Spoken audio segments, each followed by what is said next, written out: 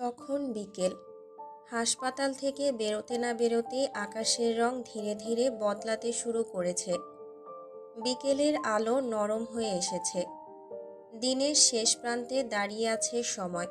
Faraz steering ধরে ধীর স্বরে বলল, বিবিজান, বাড়ি যেতে ইচ্ছে করছে না।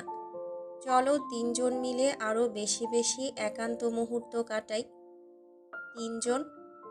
ফারাজ চিত্রার পেটের দিকে ইশারা করল। একটু আশ্রমে যাই। লতামণি অনেক দিন ধরে অসুস্থ। গতকাল ফোনে শুনলাম খুব দুর্বল হয়ে পড়েছেন। চিত্রা মাথা নেড়ে সম্মতি দিল। চলো, উনি তো তোমাকে সবসময় নিজের নাতির মতোই স্নেহ করেন। গাড়ি শহরের কোলাহল পেরিয়ে এক শান্ত নির্জন পথে ঢুকে গেল। আশ্রমটি খুব বেশি বড় নয়। চারদিকে শিউলি গাছ আর বারান্দা জুড়ে বসে থাকা কয়েকজন বৃদ্ধ মানুষ। তারা ঢুকতেই এক বৃদ্ধা বললেন, আহা, ফারাজ বাবা এসেছে। ফারাজ বিনীত হাসি দিয়ে সালাম করল। কেমন আছেন সবাই? চিত্রাও নরম কণ্ঠে বলল, আসসালামু আলাইকুম। তাদের নিয়ে যাওয়া হলো ভেতরের একটা ছোট ঘরে। সেখানে শুয়ে আছেন লতামণি। শরীর কেমন শুকিয়ে গেছে, কিন্তু চোখের দৃষ্টি এখনো স্নেহপূর্ণ। চিত্রা কাছে গিয়ে বসতেই লতামণি দুর্বল হাত বাড়ালেন। চিত্রা মা, এসেছ? চিত্রা হাত ধরে বলল, হ্যাঁ। আপনি কেমন আছেন? লতামণি মৃদু হাসলেন। এই তো, সময়ের উপর ভর করে বেঁচে আছি। ফারাজ এগিয়ে এসে তার মাথার পাশে দাঁড়ালো। ডাক্তার দেখানো হয়েছে? হয়েছে বাবা, তবে বয়স তো, শরীর আর আগের মতো সাড়া দেয় না। চিত্রা একটু দ্বিধা করে বলল, মণি, একটা খবর আছে। লতামণি চোখ মেলে তাকালেন। কি খবর? চিত্রার গালে লাজুক হাসি ফুটে উঠল। আমি মা হতে চলেছি। লতামণির চোখ ভিজে উঠল। তিনি কাঁপা কণ্ঠে বললেন, হে আল্লাহ, কত সুখের খবর! আমার জীবনে হয়তো আর কতদিন আছে জানি না, কিন্তু এই খবর শুনে বাঁচার ইচ্ছা কেমন করে যেন বেড়ে গেল। সুফিয়ে যদি বেঁচে থাকতো, কত খুশি হতো আজ। তোমার শাশুড়ি একটা মাটির মানুষ ছিল। আল্লাহ ভালো মানুষকে বেশি দিন রাখেন না। তিনি চিত্রার মাথায় হাত রাখলেন। আল্লাহ তোমাদের ঘর ভরে রাখুক সুখে। ফারাজ কিছুক্ষণ নীরবে দাঁড়িয়ে রইল। তারপর বললেন, দোয়া করবেন। আর একটা কথা, আপনি যদি এলাহি বাড়িতে এসে থাকতেন ভালো হতো। আপনার আরও ভালো করে যত্ন নেওয়ার সুযোগ পেতাম। লতা ফারাজের গালে হাত বুলিয়ে বলল, তুমি আমার জন্য একটা কাজের বুয়ার জন্য যা করছো তা শোধ করতে পারবো না। আমি এতেই খুশি। আল্লাহ তোমাকে খুশি রাখুক সারা জীবন। আমি এখানেই খুশি। জীবনের শেষ নিঃশ্বাসটা এই আশ্রমেই ত্যাগ করতে চাই। সুফিয়ের লগে আমার কবর দিও। আর কিছুই চাই না মানিক। ফারাজ লতামণির চোখ মুছে দিল। এই মণি তার জন্য সব কিছু। মায়ের কত গল্প সে ফারাজকে শুনিয়েছে। ফারাজ নিজের কষ্ট আড়াল করে লতামণির কপালে চুমু দিয়ে চিত্রাকে নিয়ে বাইরের খোলা হাওয়ায় এসে দাঁড়ালো। চিত্রা তাকে প্রশ্ন করে বিরক্ত করল না, কেবল পিঠে আলতো করে হাত বুলিয়ে দিল। সন্ধ্যা নেমে এসেছে। আকাশের লালচে রঙের শেষ রেখাগুলো ধীরে ধীরে মুছে যাচ্ছে। ফারাজ কবরস্থানের দিকে গেল। সে চিত্রার হাত ধরে আছে। চিত্রা বুঝতে পারল সে কোথায় যাচ্ছে। দূরে কোথাও মাগরিবের আজানের ধ্বনি ভেসে আসছে। ফারাজ ধীরে ধীরে হাঁটতে লাগলো, চিত্রাও পাশে। একটা নির্দিষ্ট কবরের সামনে এসে সে থেমে গেল। এখানেই তার মা শুয়ে আছেন। কবরের কাজ কদিন হলো সম্পূর্ণ হয়েছে। নামহীন কবরটা এখন আর নামহীন নেই। তাতে খোদাই করে লেখা, সুফিয়ে সুলতানা। ফারাজ হাঁটু গেড়ে বসে পড়ল মায়ের কবরের সামনে। দুই হাত তুলে দোয়া করল কিছুক্ষণ। তারপর কবরের দিকে তাকিয়ে নরম কণ্ঠে বলল, দেখো মা, আজ তোমার কাছে একটা খবর নিয়ে এসেছি। চিত্রা নিঃশব্দে পাশে দাঁড়িয়ে আছে। ফারাজ ধীরে ধীরে বলল, আমার চিত্রা মা হতে চলেছে। তার চোখে জল চিকচিক করে উঠল। তুমি দাদু হয়ে গিয়েছো মা। ফারাজ কবরের মাটিতে আলতো করে হাত রাখল। আমাদের জন্য দোয়া করো, চিত্রার জন্য দোয়া করো, আর আমাদের ছোট্ট শিশুটার জন্য। চিত্রা তখন ধীরে ধীরে ফারাজের কাঁধে হাত রাখল। মা নিশ্চয়ই শুনছেন। ফারাজ একটু মাথা নিচু করে বলল, আমি জানি মা কখনো দূরে যাননি। কিছু মানুষ কেবল দূরে যায় হৃদয়ের আরও কাছে থেকে যাওয়ার জন্য। মাও তেমন। মা নিশ্চয়ই খুশি হয়েছেন, তাই না বলো? হ্যাঁ, হবেই তো। আপনার মতো একজন ছেলে তিনি রেখে গিয়েছেন। না খুশি হয়ে কোনো উপায় আছে? আপনার মা একজন সৌভাগ্যবান নারী। রাত নামার পরও চিত্রার ফারাজ বাসায় ফেরেনি। মাঝ রাস্তায় হুট করে ঝড় শুরু হলো। চিত্রা গিয়েছিল বাজিতপুর মার্জিয়ার সাথে দেখা করতে। সেখান থেকে ফিরতি পথে সে কি কালবৈশাখী ঝড়। ভাগ্যিস সামনেই তালুকদার বাড়ি ছিল। মোফাজ্জল হোসেন না থাকলে আজ কি যে হতো। গাড়ি থেকে নামতেই মুহূর্তের মধ্যে ভিজে গেল দুজন। চিত্রার চুল বৃষ্টির জলে লেপ্টে গেছে। শাড়ি শরীরের সঙ্গে আটসাঁট হয়ে লেগে আছে। ঠিক তখনই বারান্দা থেকে লণ্ঠনের আলো হাতে একজন বৃদ্ধ এগিয়ে এলেন। কে বাবা? ফারাজ এগিয়ে গিয়ে বলল, চাচা, আমি ফারাজ। বৃদ্ধের মুখে বিস্ময় ফুটে উঠল। আরে ফারাজ বাবা, এই ঝড়ে? চিত্রার দিকে তাকিয়ে বললেন, মা তো পুরো ভিজে গেছে। ফারাজ একটু অস্বস্তিতে বলল, বৃষ্টি নামলো হঠাৎ চাচা, এখন বাড়ি যেতে পারবো না। যদি একটু কিছুক্ষণ থাকতে দিতেন। মোফাজ্জল চাচা হাত নেড়ে বললেন, এই কথা বলো কেন? আসো আসো, এই বাড়ি তো তোমাদেরই। মোফাজ্জলের এই বাড়িতে এর আগেও থেকেছে ফারাজ আর চিত্রা। ঝড়ের দিনে এখানে বিদ্যুৎ থাকে না। আজকেও বিদ্যুৎ নেই। চারপাশে কেবল হারিকেনের মৃদু হলুদ আলো। মাটির দেয়াল, বাঁশের সিলিং, পুরনো কাঠের জানালা, পুরাই নস্টালজিক পরিবেশ। মোফাজ্জলের স্ত্রী ভেতর থেকে বেরিয়ে এলেন। তিনি চিত্রার দিকে তাকিয়ে বললেন, আহা মা, একেবারে ভিজা গেছো। চিত্রা একটু লজ্জা পেল। হ্যাঁ, বৃষ্টি খুব জোরে পড়ছিল। তিনি বললেন, এইভাবে থাকলে ঠান্ডা লাইগা যাবে। এসো, আমি একটা শুকনো শাড়ি দেই। তিনি ভেতর ঘর থেকে একটা ধবধবে সাদা শাড়ি এনে দিলেন। এটা পরে নাও মা। ফারাজের দিকে তাকিয়ে মোফাজ্জল চাচা হাসলেন। তোমার জন্য একটা লুঙ্গি আছে বাবা। ফারাজ একটু বিব্রত হয়ে বলল, না চাচা, আমি ঠিক আছি। এই ভেজা কাপড়ে থাকবা? ফারাজ কুণ্ঠিত কণ্ঠে বলল, আসলে আমি লুঙ্গি পরতে খুব অভ্যস্ত না। মোফাজ্জল চাচা হেসে উঠলেন, শহুরে ছেলে, তাও রাখো। দরকার হলে পইরা নিও।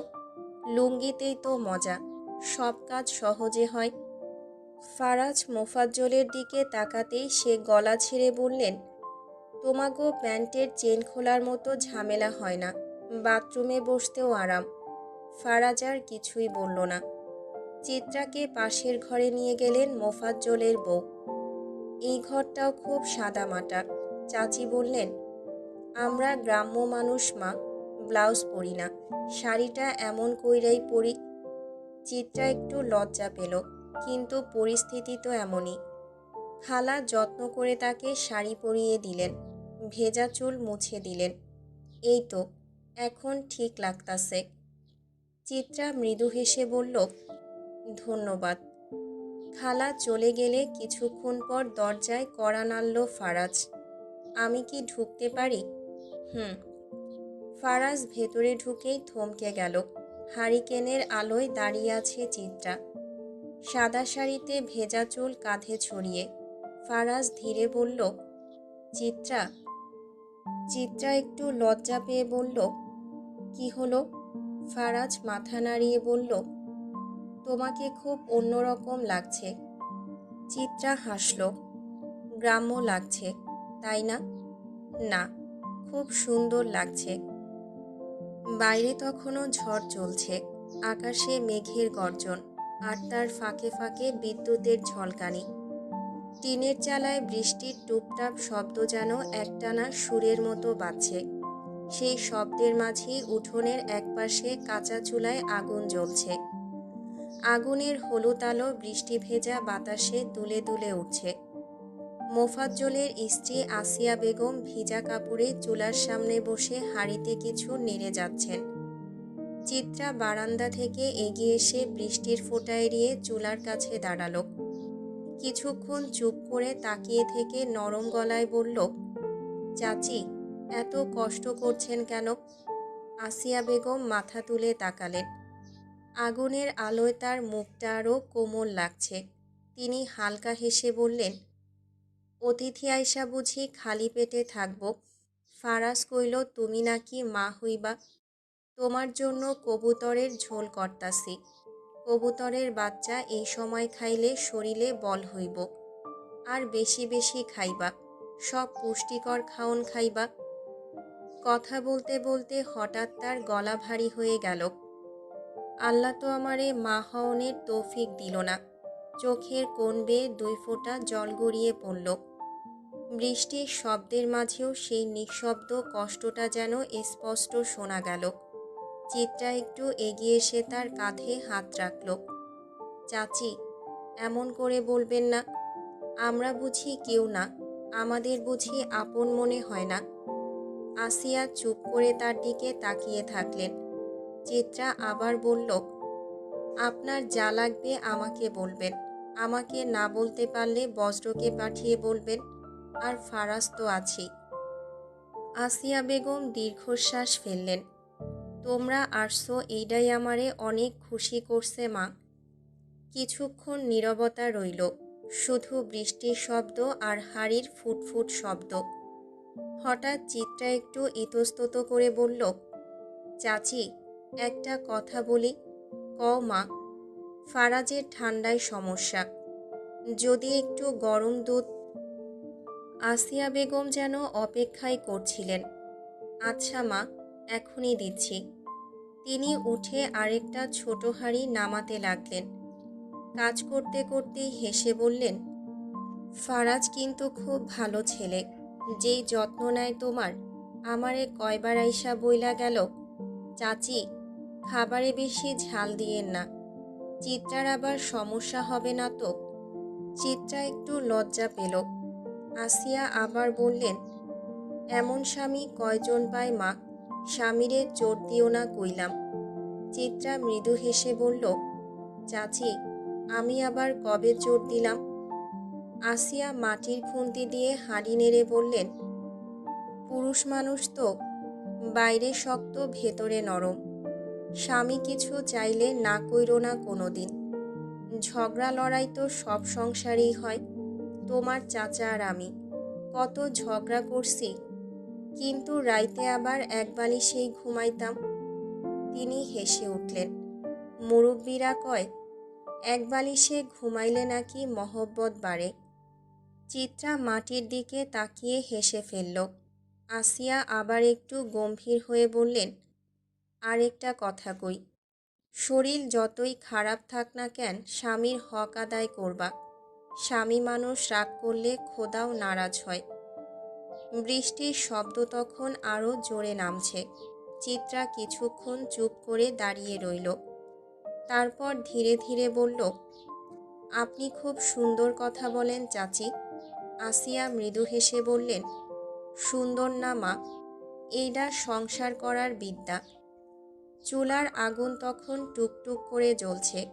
হঠাৎ পেছন থেকে গলা খাকারি দেওয়ার শব্দ শুনতেই চিত্রা পেছন ফিরে চাইল। ফারাজ এক কোণে দাঁড়িয়ে আছে, দৃষ্টি তারই দিকে নিবদ্ধ। হঠাৎ আসিয়া বলল, যাও, বাজানের মনে হয় কিছু লাগবো।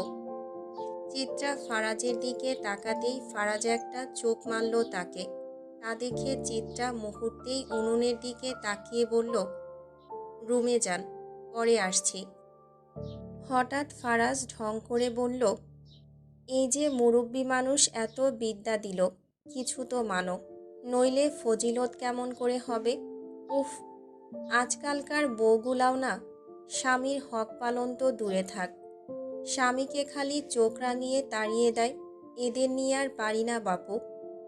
আসিয়া চিত্রার দিকে তাকিয়ে বলল, যাও না, পোলায় ডাকে কেন, শুই না আসো। সে ফারাজের দিকে তাকিয়ে বলল, কি লাগবো বাজান? আপাতত আমার হক লাগবে, ভালোই ভালোই আমার বউটাকে বলুন রুমে আসতে, নইলে কোলে তুলে রুমে যদি নেওয়া লাগে কালবৈশাখী ঝড় কিন্তু আরেকটা বয়ে যাবে।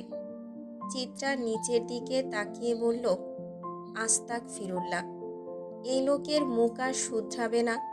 হঠাৎ আসিয়া বলল, আয় হায়, পোলায় রাগ করছে, যাও যাও, রুমে যাও। কইল কালবৈশাখী ঝড় নাকি বইব। শোনো, রাগের বশে দুই চারটা কথা শুনাইলে জবাব দিও না, চুপ থাকলে ঝামেলা মিটমাট হইব। চিত্রা না পারতে উঠে গেল। ফারাজের দিকে একবার তাকিয়ে বলল, এই লোক যে কোন কালবৈশাখী ঝড়ের কথা বলছে তা যদি মুখ ফুটে বলতে পারতাম। ভাগ্যিস কেউ কিছু বোঝেনি, ঠোঁটকাটা একটা। রাত গভীর হয়েছে, হারিকেনের আলোয় ঘরটা হলুদ হয়ে আছে।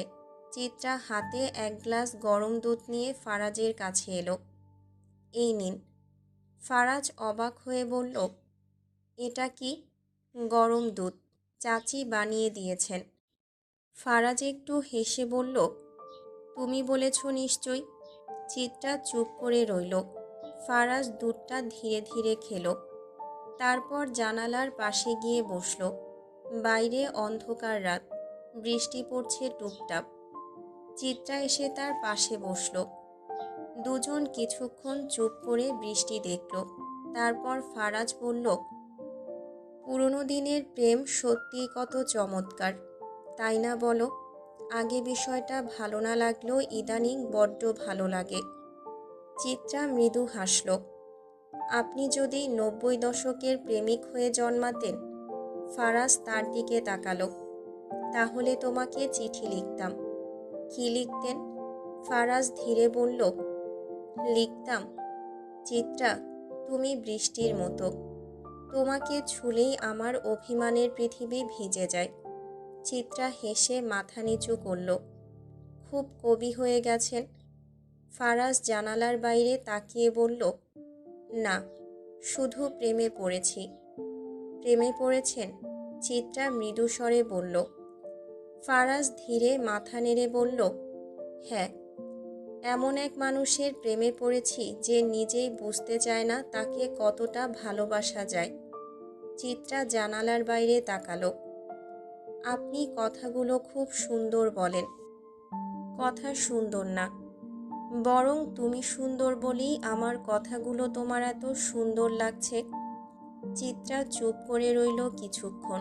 তারপর সে বলল, আপনি যদি সত্যি 90 দশকের প্রেমিক হতেন, শুধু কি চিঠিই লিখতেন? ফারাজ একটু ভাবার ভান করে বলল, না, মাঝে মাঝে নদীর ঘাটে অপেক্ষা করতাম। কার জন্য? একটা নীল শাড়ি পরা মেয়ের জন্য, যে লজ্জা পেয়ে মাথা নিচু করে হাঁটবে, কিন্তু যাওয়ার সময় একবার ঘুরে তাকাবে।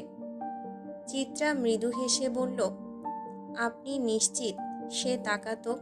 ফারাজ এবার সরাসরি তার চোখের দিকে তাকাতো, কারণ সে জানতো কেউ একজন তার জন্য খুব মন দিয়ে অপেক্ষা করছে। বাইরে বৃষ্টি তখন আরও ঘন হয়ে এসেছে। চিত্রা ধীরে বলল, আপনি সবসময় এত গভীর কথা বলেন। ফারাজ মাথা নেড়ে বলল, না, শুধু তখনই যখন সামনে বসে থাকে আমার পৃথিবীর রাঙিয়ে দেওয়া সুন্দরতম নারীটা। চিত্রার বুকের ভেতরটা কেমন যেন ধক করে উঠল। সে কথাটা ঘোরাতে বলল, আপনি কি কখনো প্রেমপত্র লিখেছেন? ফারাজ হেসে বলল, না, কিন্তু আজ লিখতে ইচ্ছে করছে। এখন? হ্যাঁ। কাকে? ফারাজ জানালার বাইরে তাকিয়ে ধীরে বলল, যে মেয়েটা এখন আমার পাশে বসে বৃষ্টি দেখছে তাকে। চিত্রা একটু অবাক হয়ে বলল, তাহলে লিখুন, আমার এক জীবন ফুরিয়ে যাবে আগুন সুন্দরীকে নিয়ে লিখলে। তবুও লেখা ফুরাবে না। চিত্রা কিছুক্ষণ চুপ করে বৃষ্টির দিকে তাকিয়ে রইল।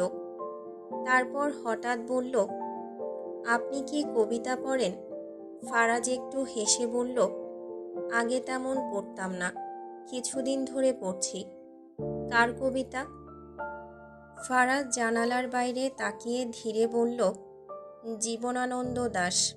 চিত্রার চোখ একটু বড় হয়ে গেল। সত্যি? ফারাজ মাথা নেড়ে বলল, হ্যাঁ। তার কবিতাগুলো অদ্ভুত, খুব শান্ত আবার খুব গভীর। চিত্রা মৃদু স্বরে বলল, আমি তার একটা লাইন খুব পছন্দ করি। ফারাজ আগ্রহ নিয়ে তাকালো। কোনটা?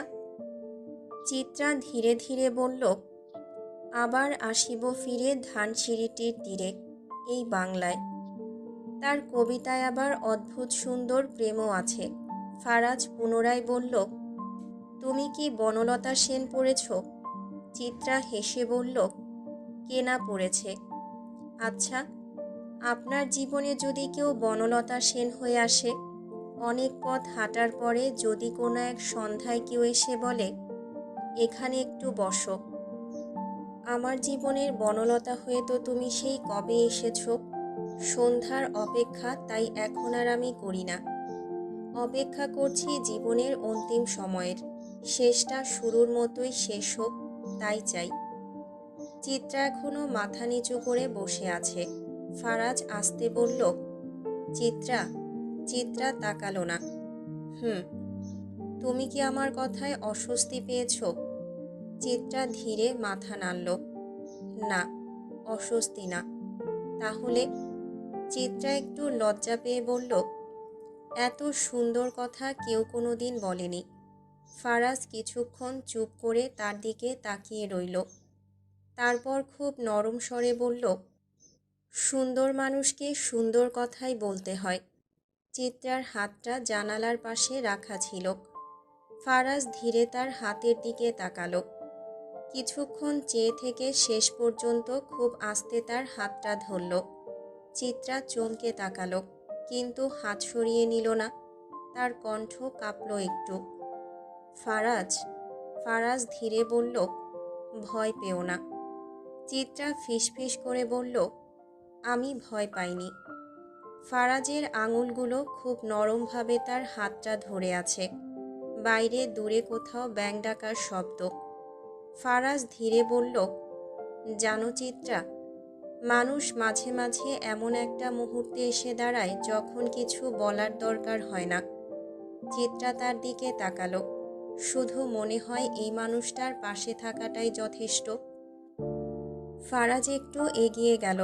তাদের মাঝের দূরত্বটা খুব ছোট হয়ে গেল। সে নরম স্বরে বলল, চিত্রা, আমি কি একটা কথা বলতে পারি? চিত্রা ধীরে মাথা নাড়ল। ফারাজ বলল, আজকে যদি সময়টা এখানেই থেমে যেত, আমি খুব খুশি হতাম। চিত্রা হালকা হেসে বলল, সময় কি কখনো থামে?